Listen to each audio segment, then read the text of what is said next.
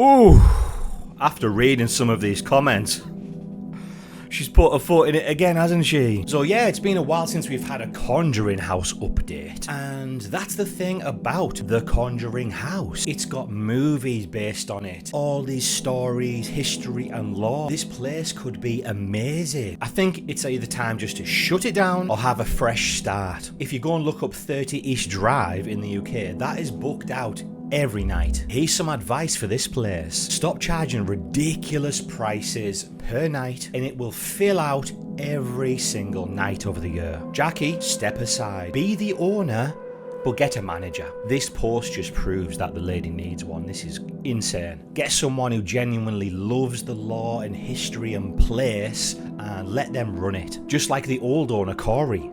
He was passionate about this place. It's just actually a shame that he sold it, to be honest. But some quick advice there, no one will probably take. Let's get into this Conjuring House update. So we're just on their Facebook page. Let's just go down to this post. Here we go. So, happy July, everyone. I am hearing about a lot of hateful rumbling from people who are not in the Conjuring House supportive moods by the sound of it. As you may know, the Conjuring House is the most famous haunted location in the world. We attract hundreds of people from around the globe per month to Berryville, Rhode Island to partake in one of our fucking experiences. What? What did I just read? Was there any need in saying it like that?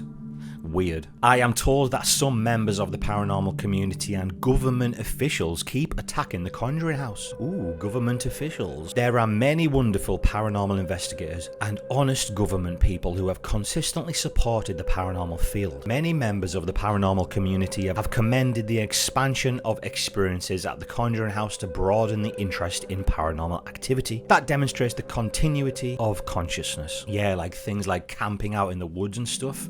I have heard a lot of people saying that's silly, to be fair. As to others, whatever. We really do not care about people who abuse and attack people. We consider them evil and wicked people. In fact, we never want any person with these personality afflictions to visit us at the Conjuring House. So, if you're among the wicked mood personality challenged, then stay away. This is exactly what I was just saying at the start. This person needs a manager. We now have the kindest, hard-working people with positive outlooks on our staff. Our all-new staff with a couple of previous staff consists of all those people there. Our reviews are reflecting the great energy of our invigorated staff. There are always going to be growing pains when you start or take over a business. I am not apologetic that I needed to turn over the first wave of the Conjuring House staff. Among the reasons for the dismissal of these people were cruel and hateful verbal abuse towards others, and suspecting that some staff were fraudulent in their investigative methods.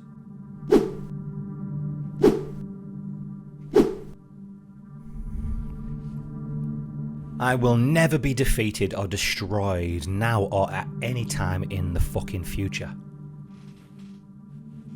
So fucking be it.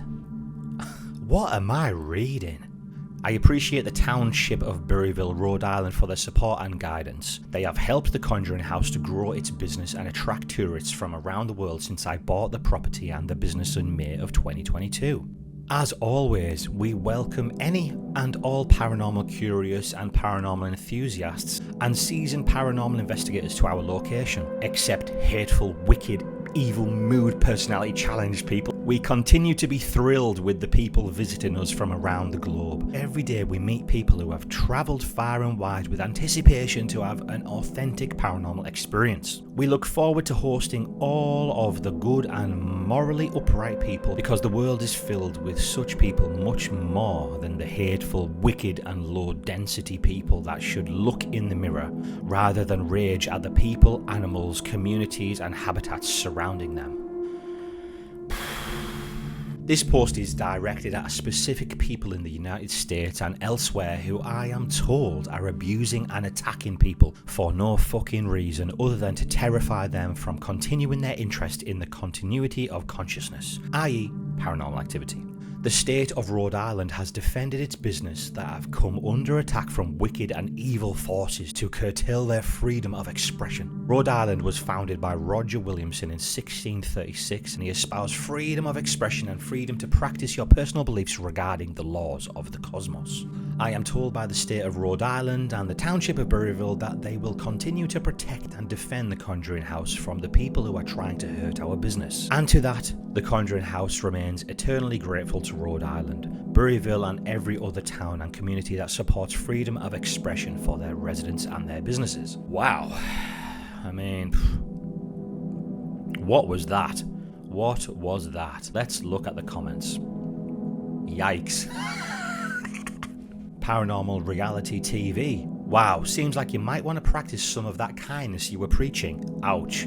That is so true. Just like the previous statement that was put out, it was very hypocritical, claiming hate and slander and all that while hating and slandering on others, talking shit about the previous staff there, glad to get rid of them and get new ones and stuff. For a start, the staff members I can think of, Corey and his daughter, very passionate people about that place and loved the place. Reed, who worked there, he had a paranormal group or worked with one as well. I've seen videos of him going out on investigations. He absolutely was passionate about the paranormal, loved to be at that place. So I cannot imagine these people saying anything bad at all about the Conjuring House because they loved working there. I just don't know where that's coming from, you know, talking shit about them. And about the paranormal couple, admitting now you are suspecting that they were frauds? What was that about when you were talking shit about me for outing them? Huh? Unbelievable. Madison Rainey says, "This is so distasteful and I am truly at a loss for words here." Yeah. To see such a magical historical property be treated and represented like this is tragic, to say the least. That is so true. To be represented like this, unbelievable. It is a shame that there are so many of us who have devoted years of love, support and energy for it to be represented like this. Whatever happened to visiting the house with respect? Well said, Madison. Is this really what the spirits would want? Things aren't always the way they seem, I guess. This house is truly something special and will speak for itself and its history.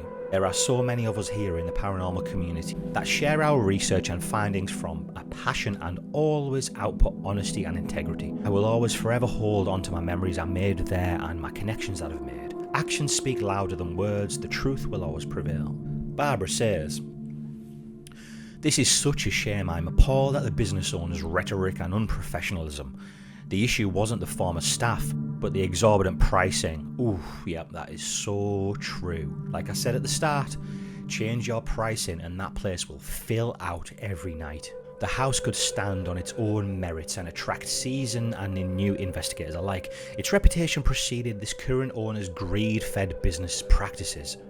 This is another example of widespread paranormal drama that unfortunately exists and permeates the industry. Very true. Lisa says, "I am appalled. Incredibly sad to see this post from the owner. I'm an investigator from SC who had hoped to travel there, but not under this owner. I'm not exactly sure what caused this, but the energy certainly isn't what needs to be projected into this beautiful house. Just my simple opinion, do better to unify the paranormal field." Careful, Lisa, you're not allowed an opinion over there. Raven says, "I'm not even picking these comments just to be funny or mean. These are genuinely just the top comments. Unbelievable." So Raven says, "What in the hell did I just read? This is so heartbreaking. The former staff was the absolute best you could ever had at that. That's what I've already covered. Without reading Raven's comments, that's what I've said. They loved the place and were passionate about it. And the serious unprofessionalism of this is proof as to why they all left. That's the thing. She's saying dismissal. Raven here is speculating that they left. I wonder what's true. I truly feel for the spirits that reside in that beautiful house. The Conjuring House needs a serious cleansing for our new owner because it deserves much better than this." And that's the thing about the spirits, okay guys? Let's just say they are spirits there, which I have always believed. Now that we've found out that the toe tappers were toe tapping and not genuinely speaking to that spirit, if the spirit was there of that lady, she will be like, what the hell are you guys doing? I'm over here. I'm not talking to them over there knocking. And if the spirits are there, watching all of this go down, logging onto the internet and reading this, they will be appalled. Kenny Biddle. Oh, Kenny, how's it going? Kenny, you're in here as well. How very unprofessional. Good job. Nice and simple. I mean, that's all you can say, really, isn't it? Candice says, a business owner should never come onto social media and bash their former employees, or even think about using the language utilised in this post. What did I say? It needs a manager. To be hurt is one thing, but to bash on those who poured nothing but love and respect into the place, no thanks. 10 out of 10 will not recommend. I hope this house gets another owner who loves it like it truly deserves again soon. I mean, these comments just go on and on, guys. Just have a quick skim. Kristen, this woman has a master's in counselling and thinks this type of post is okay on a business page? Yikes. That is the thing. I said in my last statement video where I read out one of her posts, she's meant to be a lawyer? Not a very good one. That post sounded like she just sat down, typed it in a rage and pressed send. This sounds the same. You really need to read over things before you put it out. This sounds very, very bad. Like that first comment said, even worse than the first statement. So Kristen, somebody should send this to the state of Rhode Island and township of Burryville that she mentioned are protecting her business. Oh, good idea. Not that I believed she talked to the officials from either, but just to give them a heads up so they can get a cease and desist order to stop her from claiming they back her. That's a very good point, Kristen. That is a very good point. And who are these supposed government officials who are talking shit? And if they are, who cares? The place is ruined. Its reputation is gone. My advice to do this and that to make it work again? Should they just quit? Get rid of it? It's become an absolute joke.